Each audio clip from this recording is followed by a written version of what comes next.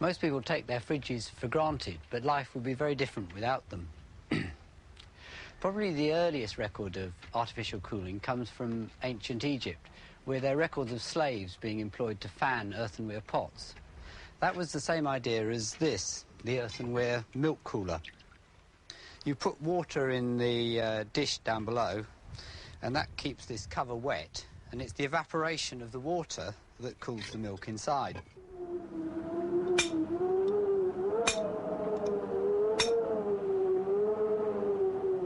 The other method of cooling things, used extensively in ancient Rome, was simply to collect snow.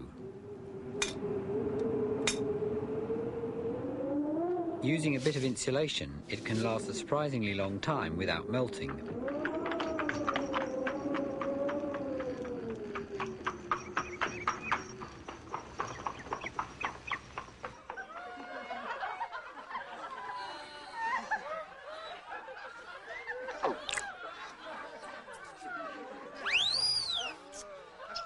The Romans not only cooled their wine, but they also made ice cream. By the 19th century, various other liquids had been discovered that evaporated much faster than water, like alcohol. If I dab some on my hand, the cooling effect is quite noticeable.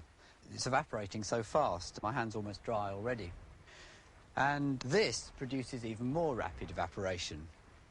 It had been discovered that various gases, when they're compressed, can condense into liquids. And in fact, this is carbon dioxide in this cylinder, and under pressure, it's actually a liquid at room temperature. If I open the valve, it'll shoot out of this pipe and evaporate very rapidly back to a gas, and the cooling effect is quite dramatic.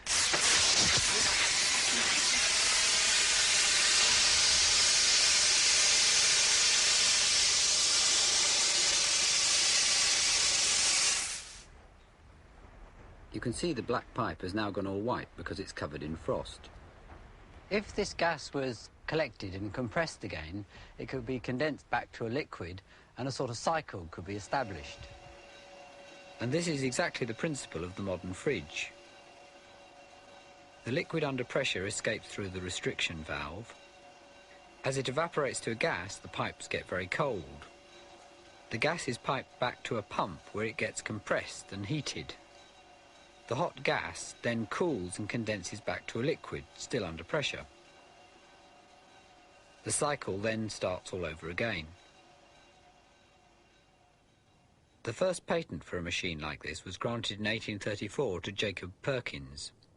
At the time, Perkins' invention was not greeted with much interest because there was already a well-established natural ice industry.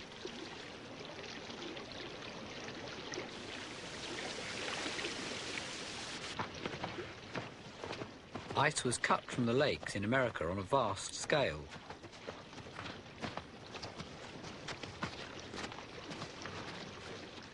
By 1890, it was harvesting 25 million tonnes a year. Britain imported over 500,000 tonnes, partly from America and partly from Norway.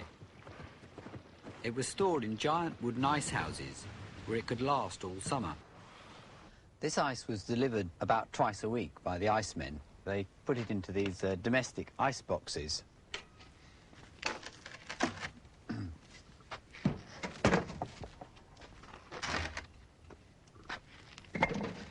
The ice went in the top and the food goes in the bottom.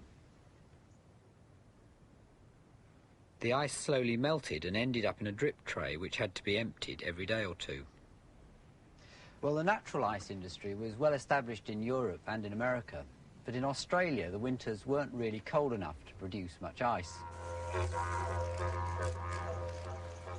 In 1837, James Harrison emigrated from Glasgow to Australia. He became a journalist, but his real obsession was refrigeration. Oh dear, I cannot concentrate, it's too hot. If only I had a wee machine to make ice. Aye. Oh, his first machine didn't work, which he blamed on inferior colonial workmanship. He then went to England and persuaded a Dr. Seeby to make one, based on Perkins' design. By 1858, Harrison had brought Seaby's machine back to Australia. Here's my machine, and here you see a perfect lump of ice. All right, there's a flywheel here, right? Make sure it's well adjusted. Harrison was then commissioned by a brewery to build a commercial refrigeration plant. So cooling Australian lager was the first practical use of an artificial refrigeration machine in the world.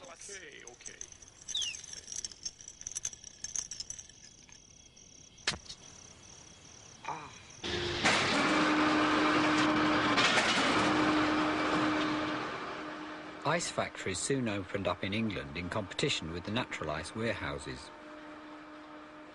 The Lowestoft Ice Company was one of the first, as David Forster remembers. The ice company originally began in 1898, and it was my great-grandfather, Mr. W.F. Cockrell, who decided that ordinary ice from the glaciers, the Norwegian glaciers, wasn't sufficient for good quality ice, so he decided to make artificial ice using ammonia refrigerant, which happened to come on the market in the 1870s, 1890s.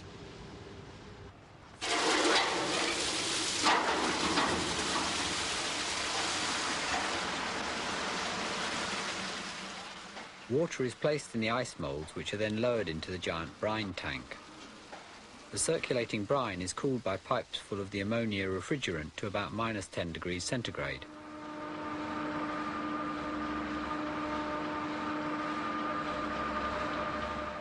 The brine tank is vast, the size of a public swimming pool.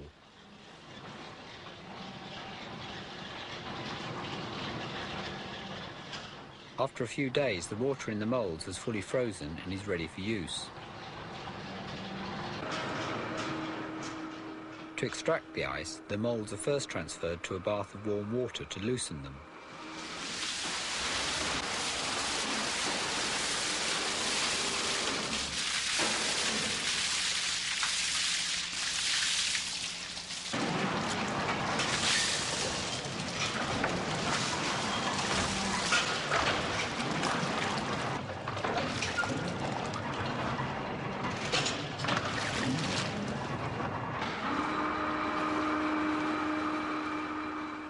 Although this process looks very impressive, today there are much quicker and cheaper methods of making ice.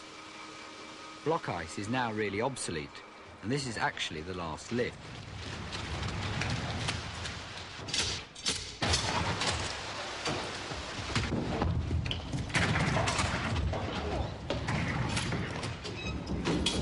It's rather sad to see the last lift. It's on the floor there.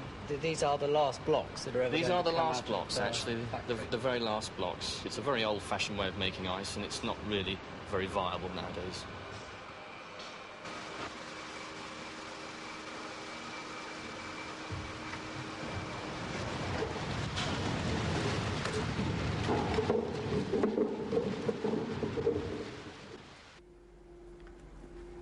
This is the engine room of the ice factory, and it's basically a series of large motors and compressors where the ammonia is compressed that provides the refrigeration to cool the brine tanks. The modern domestic refrigerator is exactly the same in principle, with an electric motor and a compressor, obviously much smaller. But there was a gap of about 30 years between developing these large ones and making something that was practical enough to put in a kitchen. These have quite a few problems. They leak, there are glands and valves on them, and also they're very smelly. The whole place smells strongly of ammonia. The General Electric Company of America decided that the best solution was to enclose the motor and the compressor in a single airtight container. Their first model appeared in 1926, and they advertised it as being so utterly reliable, so utterly dependable, that we've been able to enclose all the moving parts in walls of steel. And it is rather a handsome contraption. The shape of this fridge was designed by the refrigeration engineers themselves. Here it's being demonstrated by Betty Davis in 1935. Good morning. Good morning. My dear, why didn't you wake me up? Oh, there's nothing to do, really. And people quarrel with the inconvenience of living so far out. It's really been the most delightful weekend I've had in years. I wouldn't live anywhere else. Of course, there's a difficulty of service. By the 1950s, specialist industrial designers and stylists have been brought in. They change their fridge's appearance every year or so to keep in fashion and to present a sophisticated image.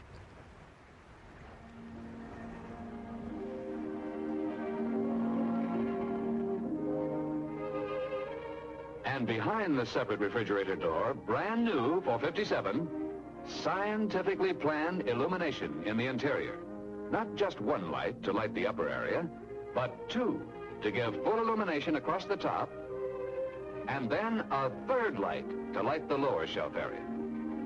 Simply take the handy tray and place it in the ice ejector. Then pull down on the handle. That's all. No pushing, no shoving. Simple, effortless. The handle does all the work for you. Ice cubes in a basket. Just like that. And cubes always stay separate and free from each other. It's new, it's exclusive for 1957. And how's this for convenience? The new juice can dispenser that drops a new can in place as soon as you remove one. As handy, as convenient as the frozen food package dispenser alongside. Remove one package, and another is ready for instant use. For more features to demonstrate, it's the Imperial 121 for 1957.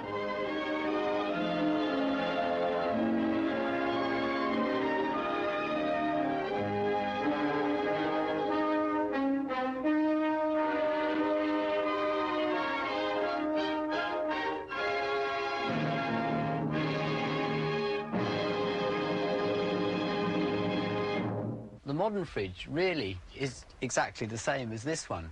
It looks a bit different because the pipes and the motor and the compressor are now rather more discreetly put at the back of the fridge, the motor down here and the pipes up the top.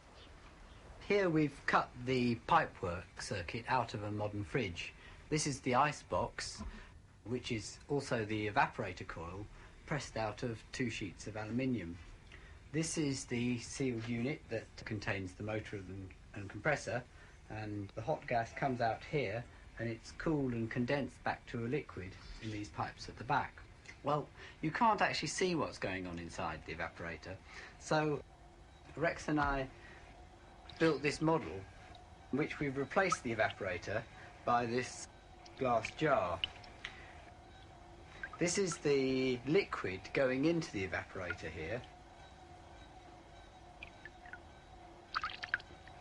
and it's evaporating inside the jar and returning to the compressor as a gas. I can feel the jar getting cold, and the coils at the back are getting quite hot. The flow is controlled by this valve, just like the valve on the carbon dioxide cylinder. And in fact, early fridges had valves just like that, but we've been having great trouble to get the setting on the valve right. It tends to freeze up completely. In modern fridges, the valve has been replaced by a fine capillary tube. This has the same effect of restricting the flow. And to stop it freezing up, the tube runs up alongside the warmed gas coming back down again into the compressor. Various gases have been tried as refrigerants, but most were too toxic, corrosive or inflammable. Carbon dioxide itself is nearly ideal, but it has a rather strange property. It sometimes can change directly from a gas to a solid, which I think we can show you with this setup here. If we, I'll do that if you turn it on.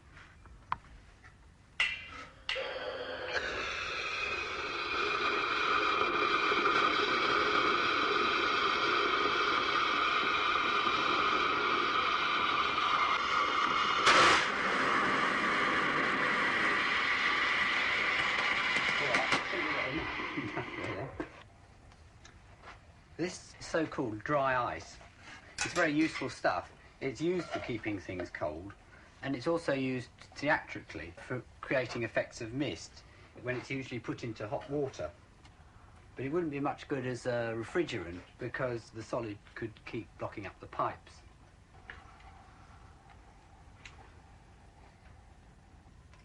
Today, most refrigerants are fluorocarbons.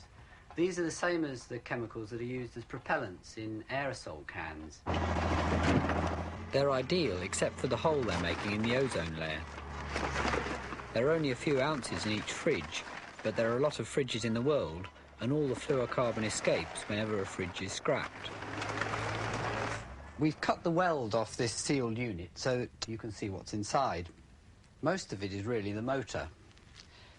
It all sits on these 3 springs, which reduce the noise, and it sits in a puddle of oil, so that even on an old fridge, the whole thing looks almost brand new. Outside, the motor is connected to a bit of electrical gear. There's one device that gives the motor an extra kick to start it up, and another device to stop it if it gets too hot.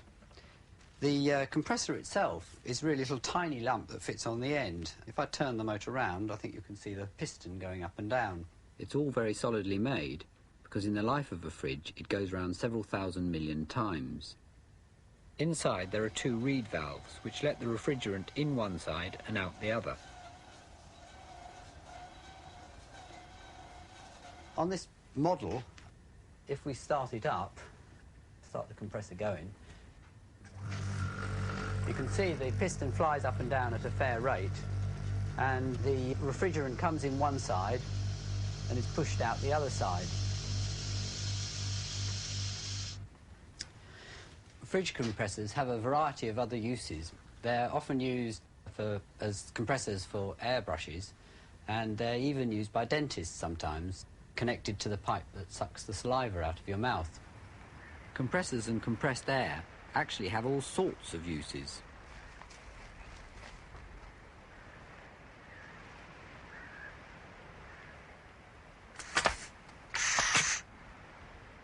This capsule gun works entirely on compressed air. I made it a few years ago to simulate bullet hits for films and TV. It's by necessity a bit complicated. The mechanism inside is a real plumber's nightmare. Here you've got a reciprocating cylinder which actually drives the bolt forwards and backwards. When the capsule is put inside the breech and it goes to full extremity forward, it fires compressed air down the barrel. It fires many types of capsule. This one is a blood capsule, and it would simulate a blood hit. And of course these little fellows, which are actually explosive capsules, and they give us a shower of sparks and a mild explosion when they hit. Meanwhile, back inside the fridge, the compressor is pumping the refrigerant round, but it still needs something to turn it on and off at the right temperature. It does this with this fine tube full of a liquid. The liquid expands as the temperature rises, and that pushes out this small bellows at the end. We've got one of these thermostat switches set up on this model here. If I hold the end to raise the temperature, the bellows will expand, and at some point the contacts on top will flick over and the compressor will start up. Sometimes takes a little while. Perhaps it's not going to do it.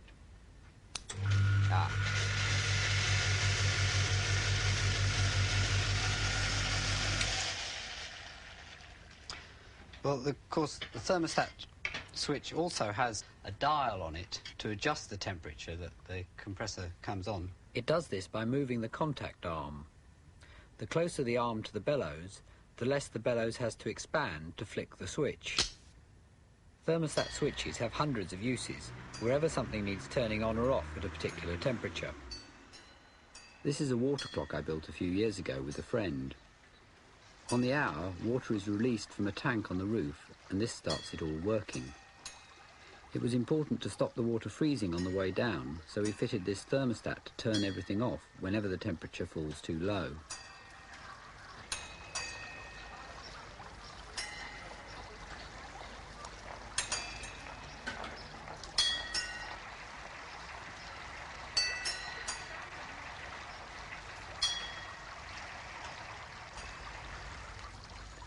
That completes the basic fridge mechanism, but without a thick layer of insulation, all the cold would quickly be lost.